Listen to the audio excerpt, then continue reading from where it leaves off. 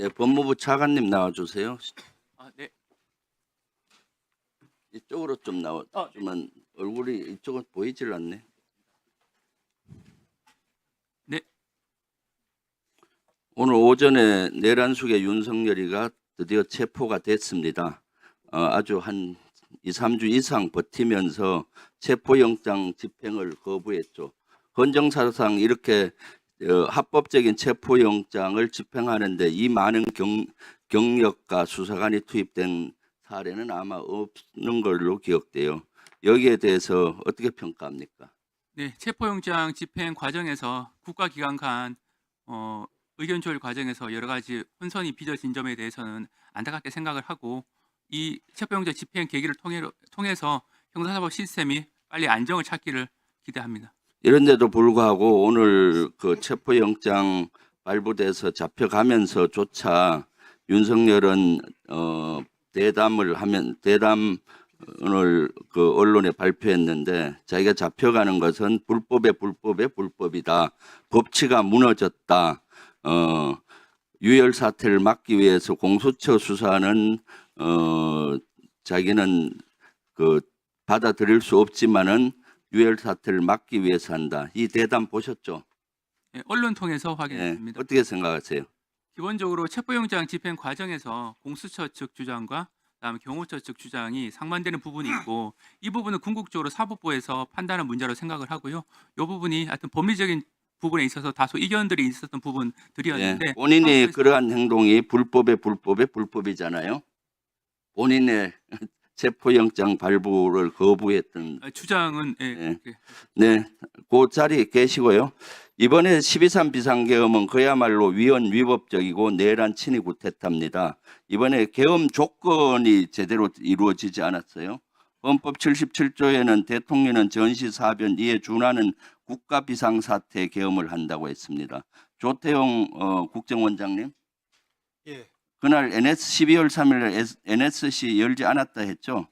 네, 열리지 않았습니다. NSC를 열 정도의 사항은 없었죠, 그날은. 그 북한의 무슨 그날은 없었죠. 북한의 남침 위험성이라든지 하는 건 없었습니다. 네. 그리고 그날 국무회의에 참석하라고 어디서 연락받았나요? 대통령실에서 연락을 받았습니다. 아니, 뭐 할 때 연락받았나요? 무슨 말씀인지 잘 모르겠어요. 저녁에 퇴근했고 난 다음에 연락받았나요? 그렇습니다. 그래, 퇴근할 정도로 그날은 평온한 날이었습니다. 실제 아주 평온한 날이었는데 전시도 아니고 사변도 아니고 이에 준하는 국가 비상사태도 아닙니다.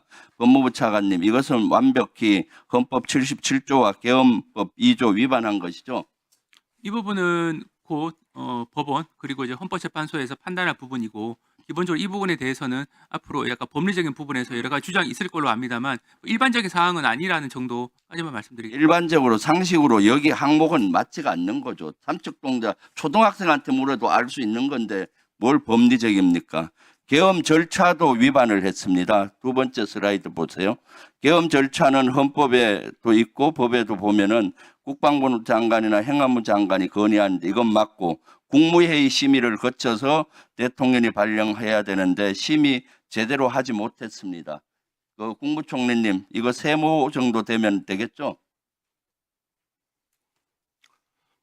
네, 전혀 실체적 X로 하고 싶은데 절차적 위원들이 다 모여서 거의 했기 때문에 세모 정도 했습니다. 법을 위배한 겁니다. 계엄 사령관도 마찬가지 국방부 장관이 건의해서 국무회의 심의를 하도록 했는데, 이때 계엄 사령관은 누군지조차도 몰랐죠. 국무총리님. 네, 그렇습니다. 여기에 대한 논의가 있었습니까? 돈이 없었습니다. 법무부 장관님, 네, 이때 계엄 사령관이 누군지 알았습니까?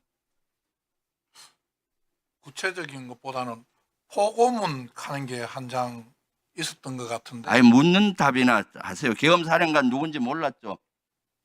포고문에 적혀 그래서 계엄 사령관을 이때는 전혀 논의가 되지 않았어요. 그리고 나서 대통령이 선포했고, 선포하면은 바로 계엄 사실을 국회에 통고하도록 돼 있는데 국무총리 통고하지 않았습니다. 인정하시죠? 네, 그 통고에 보통 관보 게재를 뭐 해왔다고 생각하는데 그런 건 없었습니다. 네. 그래, 그 국회가 계엄 해제 결의하면 즉시 해제해야 되는데 이것도 한 3시간 후에 해서 절차를 위배한 겁니다. 실제 그렇기 때문에 위헌 위법적이고 내란입니다. 세 번째, 계엄 범위를 초과했습니다. 계엄법에는 실제 비상계엄이 선포되면 계엄사령관은 행정사무와 사법사부를 관장합니다. 행정부와 사법부를 하는 게 돼 있습니다. 법무부 차관님 이거 알고 있죠? 네.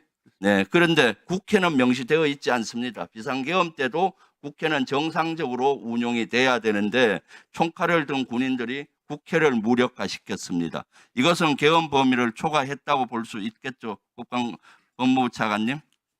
기본적으로 이런 내용을 주된 범죄 사실로 해서 김영훈 전 국방부 장관 비롯해서 여러 이 피의자들에 대한 영장이 발부된 것으로 알고 있고 나중에 재판 과정에서 이 부분에 대한 사법적 판단이 있을 것으로 생각하고 있습니다. 아이, 심플하게 답변하세요. 이 항목에 없잖아요. 법에. 항목에는 없는 거 맞습니다. 그럼 그렇게 답변하시면 되지. 너무 법률적으로 답변하려 하시지 말고. 그다음 네 번째, 계엄군은 포고령은 아주 심대한 헌법과 법률 위반입니다. 포고령 1호에 국회나 지방의회 정치활동 금지하라는 것은 헌법이나 법률 어디에도 이런 조항은 없죠. 법무차관님, 그래야 안 그래요? 네, 헌법에 명확한 근거 규정이 있는 것은 아닙니다. 그러니까 초법적인 이번 포고령 1호를 발의한 거죠. 거기 6번에 보면 전공의들 복귀 안 하면 계엄법으로 처단한다. 이런 것이 헌법이나 법률로 없잖아요. 이러한 네 가지만 봐도 윤석열은 명백히 헌법을 위반하고 법률을 위반했을 뿐만 아니라 내란입니다. 국가의 위헌일 뿐만 아니라 실제 국가기관을 무능화시켰기 때문에 내란이고 친위 쿠데타가 명확합니다. 그럼에도 불구하고 오늘 윤석열 변호인이 포고령은 옛날에 대통령이 국회 해산권이 있을 4, 50년 전에 거를 잘못 뺏겼었다라고 얘기합니다. 그런 발언을 했는지 여부는 제가 확인을 못했습니다만, 네네. 뭐 그분에 대한 평가를 제가 뭐 하는 거는 뭐 적절하지 않은 것으로 보입니다. 아니, 네. 대한민국 진짜 코미디언 아니에요? 국제사회가 웃을 일이잖아요. 4, 50년 전에 헌법에 했던 포고령 그거 뺏겨서 잘못했다. 변호인이 하는 답변이 이게 맞나요? 세상에 이런 코미디가 어디 있습니까? 윤석열로 인해서 국격이 훼손되고 민주주의가 파괴되고 모든 것이 떨어지고 있어요. 그런데 본인이 마치 자기 체포영장 발의하는 것을 불법이라고 하고, 이것은 헌법재판소에서도 명백히 우리 보통의 사람 누구나 판단해도 파면이고 위헌이고 위법이고 그렇습니다. 자, 그러면 지금부터 잠시만 주목해 주시기 바랍니다. 제가 구독자분들을 위해서 선물 하나를 준비했는데요. 제가 항상 여러분들께 드리는 말씀이 있습니다. 뉴스만 평소에 잘 챙겨보셔도 돈이 되고 돈을 벌 수 있다라고 말씀을 드렸는데요. 여러분들은 여기 보시는 삼성전자 뉴스를 보고 어떤 생각이 드세요? 아니면 정치인들의 뉴스, 날씨 뉴스를 보고는 어떤 생각이 드시나요? 그냥 뉴스만 보고 끝내는지, 아니면 이 뉴스를 어떻게 이용할 수 있는지, 이 부분을 고민하고 계시는지를 되물어보고 싶습니다. 그 이유가 뭐냐 하면 제가 지난번에 여러분들께 뭐라고 말씀을 드렸었죠? 지금은 반도체 섹터를 눈여겨보셔야 한다고 말씀드렸습니다. 그리고 나서 이런 썸네일들 뉴스를 통해서 많이 보셨을 겁니다. 반도체 내용이 이슈가 됐을 때 부자들은 어떻게 생각한다? 반도체 관련주들은 뭐가 있는지, 어떤 종목이 가장 좋은지, 어디에 투자해야 돈이 몰리는지 자연스럽게 생각한다고 제가 말씀을 드렸죠. 그 이유가 뭐냐 하면 부자들이 봤을 때는 이슈가 곧 돈으로 이어지고 그 이슈가 나에게 돈을 벌어준다는 경험적 확신이 있기 때문에 부자들은 항상 이런 사회적 이슈를 관심있게 챙겨본다고 제가 말씀을 드렸습니다. 이번에도 마찬가지인데요. 제가 지난번에 시청자분들과 함께하는 주식으로 수익 내기 이벤트를 진행했었죠. 당연히 100% 무료로 진행을 했었고요. 여기 보시면 아시겠지만 제가 지난번에도 구독이라고 보내주신 모든 시청자분들께 반도체 관련주 중에 가장 크게 급등할 딱 한 종목, 많은 종목도 아니라 한미반도체 한 종목을 여러분들께 추천드렸어요.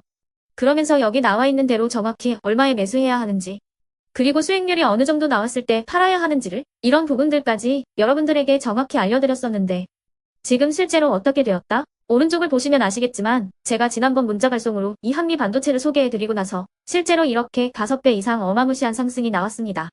100만 원만 투자를 했어도 무려 500만 원이 넘는 수익금이 생긴 거죠. 그래서 당시에도 굉장히 많은 분들이 제가 드린 이 한미 반도체로 수익을 내실 수가 있으셨을 텐데요. 다시 한번 축하드린다고 말씀을 드리겠고 이번에도 마찬가지입니다. 앞으로도 2024년, 2025년 계속해서 기대해볼 섹터는 AI입니다. 그 중에서도 AI 반도체는 그 누구도 부정할 수 없는 미래 성장 산업입니다. 그러면 우리가 어떻게 생각해 볼 수 있을까요? AI 반도체 종목 중에 앞으로 크게 대장 역할을 하면서 10배 이상 급등할 수 있는 텐베고 종목을 지금부터 열심히 추적해야 한다는 겁니다. 큰 돈을 투자하지 않더라도 월급의 일부분 아주 소액이라도 이 종목을 모아가야 수백 %의 수익률을 손에 쥘 수 있는 것이죠. 지금 여러분이 보고 계시는 이 유튜브 또한 AI 반도체와 아주 밀접한 연관이 있고 반도체야말로 대한민국의 핵심 산업으로 앞으로 더더욱 시장은 성장할 수밖에 없습니다. 그렇기 때문에 제가 이번에도 뭘 보내드리고 있냐면 지난번과 똑같이 구독이라는 문자를 보내주시면 제가 AI 반도체 관련주 중에 앞으로 대장주 역할을 하면서 주가가 가장 크게 급등할 한 종목을 여러분들께 문자 발송으로 종목명과 사고 파는 시점을 모두 알려드릴 건데요. 그 문자를 받고 여러분들이 주식으로 돈 버는 연습을 한번 해보셨으면 좋겠고요. 혹시라도 나는 주식을 하지 않는다 하시는 분들은 주변에 주식하시는 지인분들에게 말씀을 해주셔도 되고요. 아니면 연세가 있으셔서 투자가 어렵다 하시는 분들은 이 종목을 자녀분들에게 한번 사봐라. 이걸로 한번 수익을 내봐라. 이렇게 조언을 해주실 수도 있는 거겠죠. 그래서 지금 이 영상을 보시는 시청자분들 중에 나도 이번 종목이 좀 궁금하다 하시는 분들은요. 누구나 상관없이 그리고 어느 시간대나 상관없이 부담 없이 010-2514-5930번으로 구독이라는 문자 보내주시면 제가 이번에도 똑같이 무료 추천 급등주 문자를 보내드리겠습니다. 이해되시겠죠? 제 번호 010-2514-5930번으로 구독이라는 문자 보내주시면 여러분들이 직접 이슈를 통해서 돈 버는 연습을 해보실 수가 있는 거고 제가 돈을 받는 것도 아니고 투자를 대신해 드리는 것도 아니기 때문에 부담 없이 신청해 주시면 되는 겁니다. 그리고 수익이 나면 저는 다른 것은 하나도 바라지 않습니다. 제 채널에 구독, 좋아요 한 번씩만 눌러주시라 이렇게 다시 한번 말씀을 드리겠습니다.